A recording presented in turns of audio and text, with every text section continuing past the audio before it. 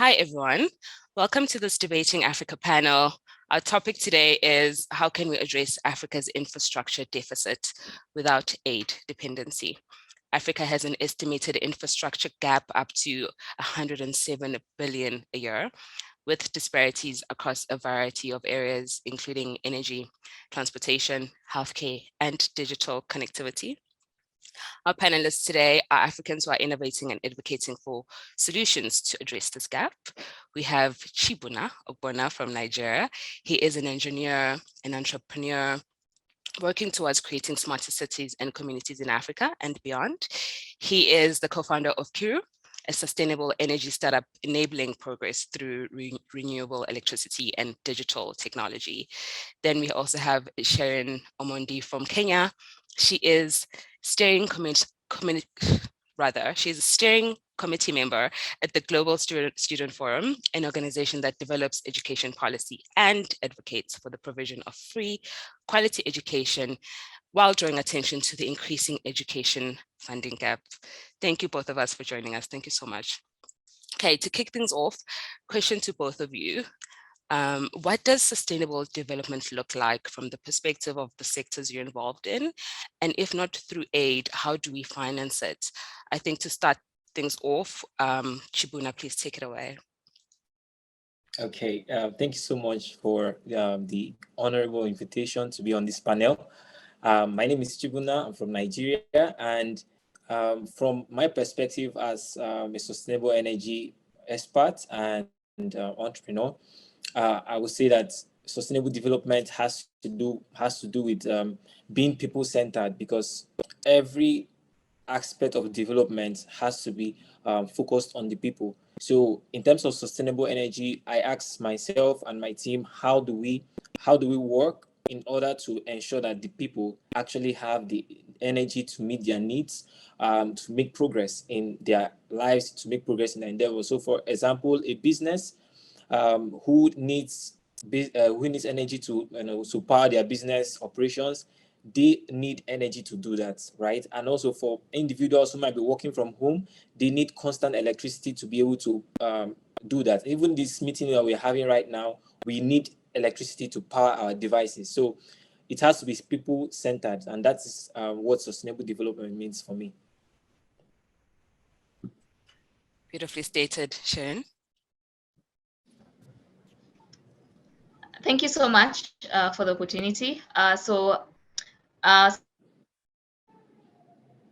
Sustainable development education for me is that this is education that encourages change in knowledge, skills, values, and attitudes to enable a more sustainable and just society for all. And that means integrating key sustainable issues into learning and teaching. And some of the issues are, environment. And because right now there is a conversation on climate change that we want the ministries of education to kind of integrate this kind of curriculum into their system. So education is the only tool for achieving the sustainable development. So with the Global Students Forum, we were able to come up with a policy brief on student declaration. And one of the things that stood out that needs urgent change in financing education as a public responsibility and common good is that our states need to allocate at least 4 to 6% of GDP, of course, not depending on aid, but the states need to allocate 4 to 6% of GDP, or at least 15 to 20% of total expenditure to education. And that means the public expenditure. And devote an adequate share of national stimulus packages to education, particularly towards targeted support for marginalized learners and school re-enrollment. We saw what happened with COVID-19, learning recovery and socio-emotional well-being, as well as skills development for employment, which makes sustainable development easy for each and every country that we are in. Thank you for that answer. Let's move on to the next one. By 2030, Africa will have 700 million urban residents, and that figure is expected to rise, or rather to reach 1.2 billion by 2050. This rapid urban growth has led to megacities, and with them, of course, the challenge of infrastructure and public services.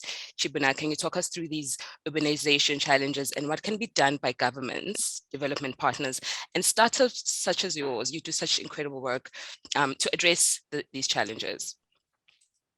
Thank you so much. Okay, some of the greatest challenges that urbanization poses in the coming years, especially by 2030, I'll start from energy access. So energy access is one of the greatest challenges that will face a lot of cities in Africa because of the influx of people who are looking for jobs, and there will be an increase in energy demand. There will be an increase in demand for water, demand for good clean water supply, demand for mobility, demand for transport, as well as demand for internet connectivity.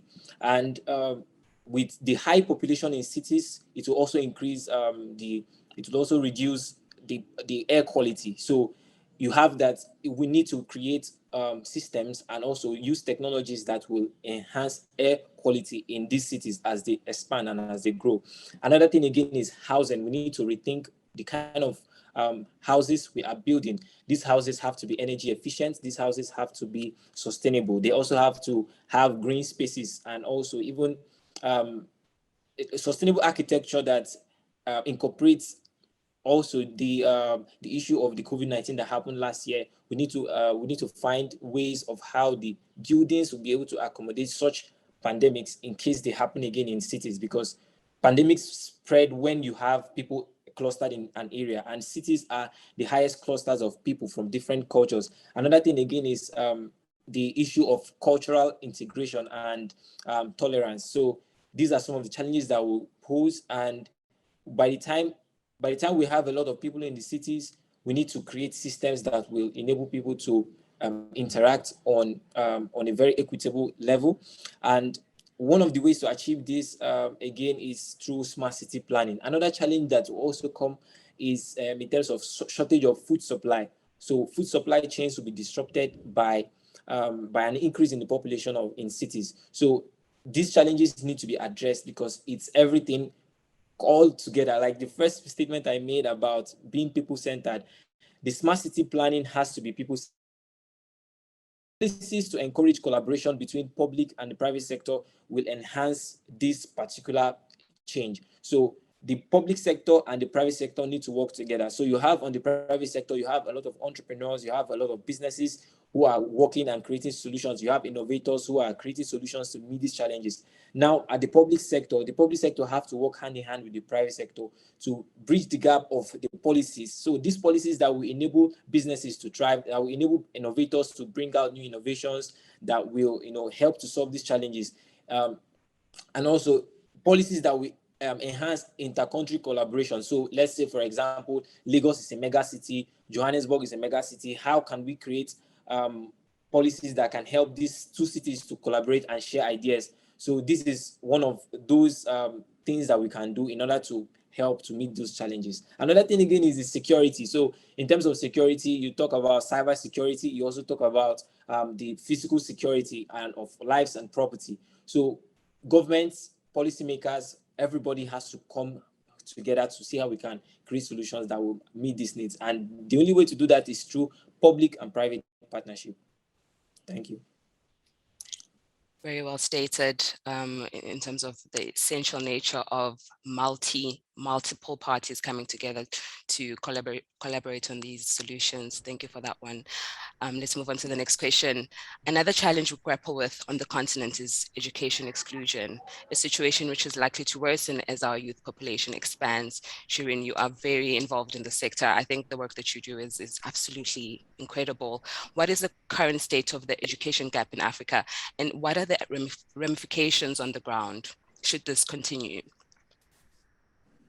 Yeah, the sub-Saharan Africa is already running a deficit in public financing, and education is competing for the little resources with other goals such as food, healthcare, security, water, and sanitation, and infrastructure that my colleague has been talking about. So you get that there is a lower funding gap, and even from aid, because education falls at the bottom of the list for most donors. And so you get a lot of African countries not giving a lot of attention to education, as they consider it not as important as the other goals. And so one of the countries that probably has stood out in putting education as one of their priorities is my country. And in a report, funding from national budget falls between 10 to 20%, and this is never enough to give every child quality education. But you see, in my country, currently we're having a budget which is actually the largest item on the expenditure for financial year 2022-2023, having an allocation of Kenya shillings 544.4 billion that has been given by the president to boost the education sector. So one of the ramifications that is on the ground is that when there is no funding for education, then children are not able to get then the resources that they need to acquire quality education. So for those that cannot get this, they drop out of school. When they drop out of school, then it means that our economy goes down, because now education is the only equalizer, and it's the only and the most effective tool that can break the cycle of poverty. Then another ramification is we will have a weak economy, because education is used as an essential tool in empowering the communities. And so when we have children dropping out of school, young people dropping out of school because there is no enough financing being forwarded into the education sector, then now we have a very big gap, and that contributes to a weak economy. And then this also encourages early and child marriages that has been a lot of African countries have been at the forefront to try and put that away. But also, just like I said, that there is lower funding gap even from aid, because we don't consider education as a very pressing issue. But there is a long-term economic planning that should be done by most African governments, and a sustainable plan to invest in education. So there have been different declarations that have been made in the future, in the current future, and even after COVID. And one of them was the 2021 Paris Declaration, which urged the government to fulfill without delaying the commitments that states had agreed upon at the 2021 World Education Forum. We also had another forum where the education ministers met, that is the 2015 Incheon Conference, and then we also had the 2018-2020 Global Education meetings that had commitments and had ministries of education from Africa meeting in those forums and making commitments. And these commitments can only be the moment they are actualized is when this particular gap can be closed. So until then, we still have a very big deficit in public financing. And I remember in my initial opening statement, saying that our focus as Global Students Forum is to encourage ministries to allocate public expenditure and give a particular percentage to go into education, because for sustainability purposes and for sustainability reasons, we need to have our own expenditure, which we collect, our own expenditure, support the education systems in our country. Yeah. Thank you, Sharon. Those ramifications are dire indeed, but it's very heartening to hear that there have been agreements and intentions put down into actual paper to move things along, and we'll be watching that hopefully to see a change in our lifetime. Okay, let's move on to something that affects a lot of Africans, over 640 million actually. 40% of the continent's population is without electricity. In Nigeria, 85 million citizens. In some countries like my own, South Africa, energy utilities have been forced to introduce planned disruptions to the national supply of electricity due to the deteriorating infrastructure. Chibunna, how can we address the energy problem in a sustainable manner? Africa is growing in population. Surely it cannot continue as it is. Yeah, thank you so much. So how we can solve the Africa's energy demand issues so in a sustainable manner, first of all, is to set and act on ambitions. So first of all, before you head somewhere, you need to know where you are going. So the countries, governments have to set ambitions and act on these ambitions, and these ambitions have to be followed up with the funding required to support the businesses and the institutions that will project these ambitions and actualize them. Then the second thing again that we have to do is to access the regional energy resources in each of these countries. So for example, in Nigeria, we have different regions in Nigeria with different energy resources. So we have a good reserve of oil and gas. We also have some areas in Nigeria that have very high solar irradiation. We also have areas that have a very large amount of water reserves. So you can imagine that with these different energy resources in different locations, we can actually access these regional resources and um, create the systems and also improve the technologies that are already in place to harness these energy resources. So that's what we need to do. We need to do an assessment of the energy resources in each of the regions in all countries in Africa, and then find the best way to harness these energy resources. And then the last one will be to deploy, collaborate, and privatize. So so many of the parastatals or so many of the energy institutions in Africa are owned by the government or are led by the government.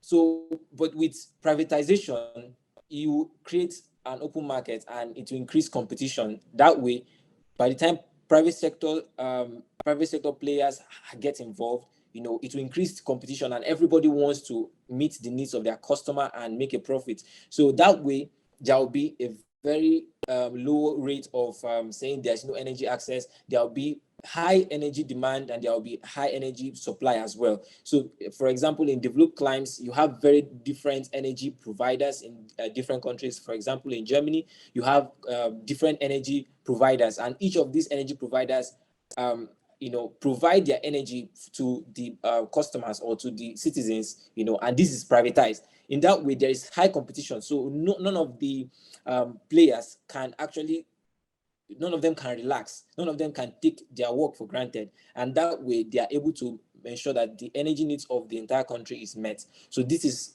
these are the ways I feel that will be very, very helpful in meeting Africa's energy needs in a sustainable manner. Thank you. Very, very valid points there, Chibunna, on the importance of breaking up these monopolies that exist, which can create stagnancy in terms of providing services. Let's move on to Sherine. Let's talk about the disparity in education access that is gendered in Africa.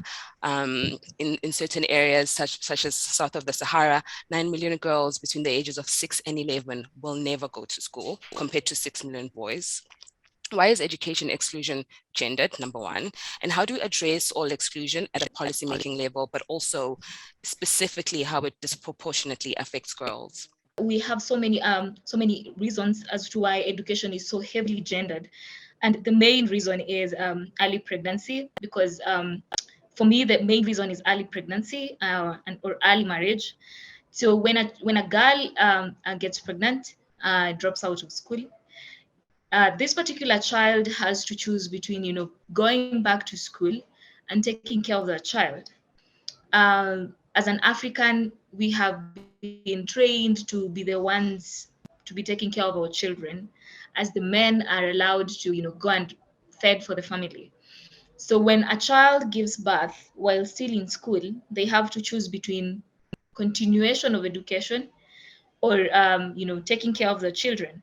And in most cases, and even some of the data that we have been collecting, is that a parent has to ask the child to choose between those.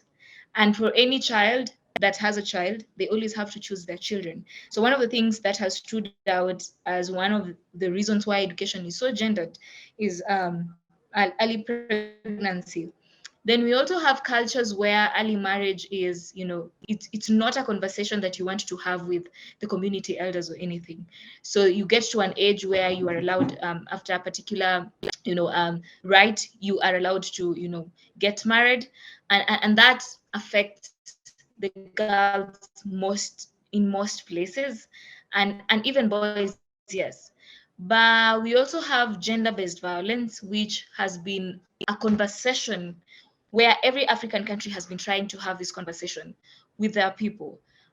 We've had lots of funds coming in for us to come up with, strategies that can handle gender-based violence. That does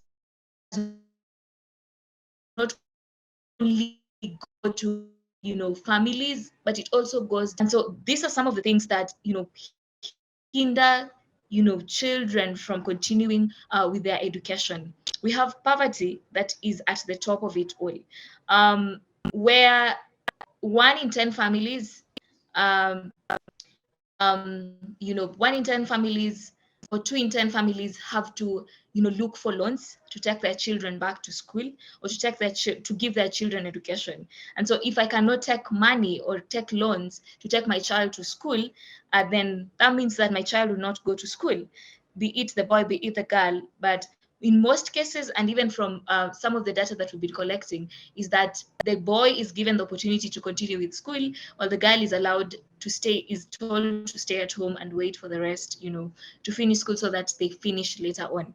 And I think poverty, the only way we can break, like I said initially, the only way we can break the cycle of poverty is through education. When a community is empowered, everyone is empowered, and the economy is very strong. Another issue that is making education to be so heavily gendered is gender stereotype, and this shapes individuals' perceptions and attitude that we came while we were growing up, and probably these are conversations that we have with our parents. That when we were growing up, uh, boys went to school while girls stayed at home, or girls were taken out, to take care of the family. And so the gender stereotype puts us in a situation where we carry whatever was happening in the future, in the past, to the future with us, and that hinders education for children and young people. We then have culture, and some parts of Kenya. Let me talk of the Maasai. But this is a culture that is being eroded away right now, that continues to force girls out of school so that they are taken out for early marriages. So there are cultures that allow you that, circumcision, that is female genital mutilation, that allows you that after that particular rite, you're allowed to, go get married, or you are now called an adult and you're not considered a child, yet you are a child. And finally, some of the final point that I had on, reasons why education is so heavily gendered is second, sexism in education, normally described as discrimination against males. So you get that male students face more punishment than than the female gender, because I think this is a practical thing, that a girl will be told to stand while they're being caned, but a boy will be told to lie down while they're being caned. So that is also one of the reasons why education is heavily gendered. So you also get in situations where girls are considered to be very vulnerable, that the other gender is left out. And when this is even done by their teachers, you get that particular students to drop out because they feel they do not belong. So also that stands out as one of the reasons why education is heavily gendered. So how do we address this? We have policies, we have existing policies. So we just need to strengthen the existing policies that are mentioned on various issues. Like, for example, how do we handle early teenage pregnancies? Do we have a policy that protects them, that after a child has given birth, are they allowed to go back into class? And what is the policy that protects them? And are they strengthened? Yes, the policy is there, but are they strengthened? Do we have a working mechanism that we use as governments to ensure that this particular child that was in this particular grade drops out, now wants to come back, where do they pick from and whom do they report to? Yes, we have the policy, but they are not strengthened to support the dropping out of girls. We also have through strategic partnership with the Ministry of Educations in our countries and other stakeholders, we need to address the issues of gender exclusion. And this has been a conversation that we have not even at the lowest level, but even at the highest level, where we want to be included on tables and on conversations. And so we just want the Ministry of Education, through strategic partnership with different organizations and other stakeholders, to address the issue of gender exclusion.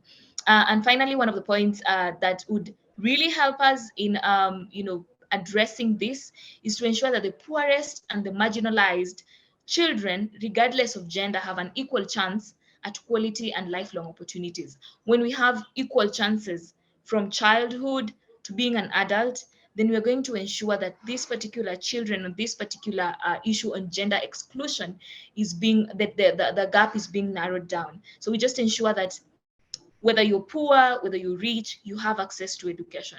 Whether you're coming from a minority group or a majority group, you have access, to the opportunities that every other person who is a citizen of that country has.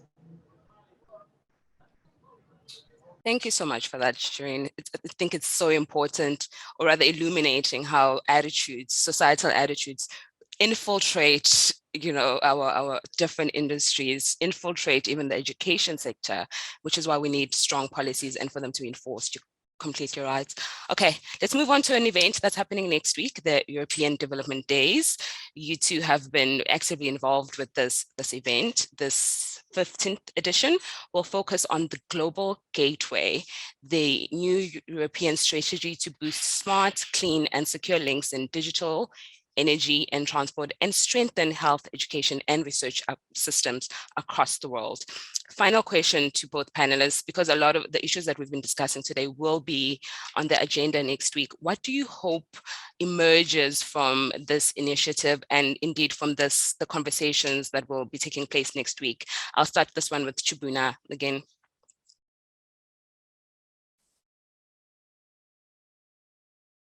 You're on mute. Oh, sorry about that. Thank you so much. From all the conversations that will happen at the European Development Days next week, my hope is that all the solutions and initiatives that will spring from the event will lead to global peace and help to increase just development for all countries.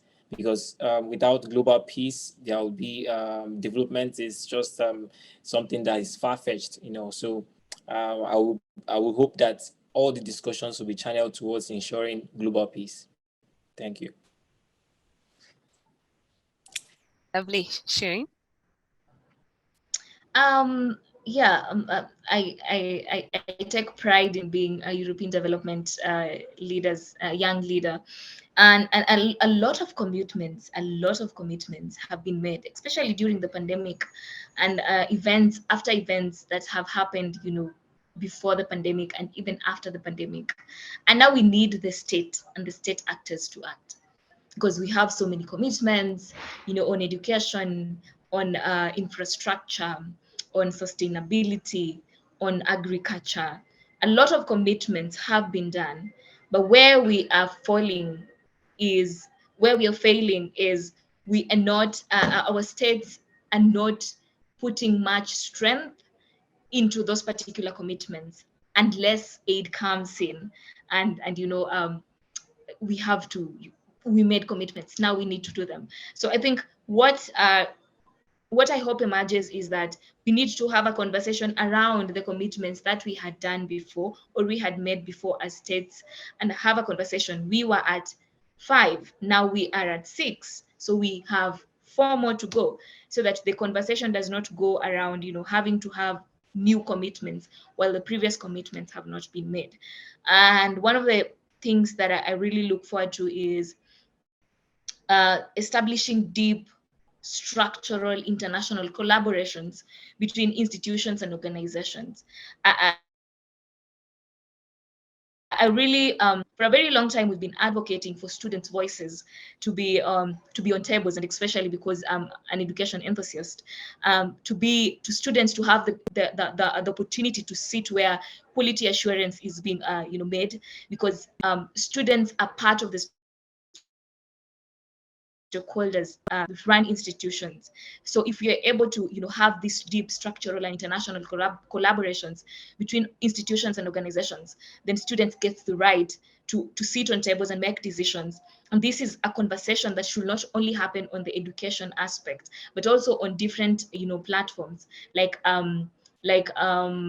infrastructure, for example. We need to have students there because we have students who are pursuing these particular courses to be engineers, like my colleague is.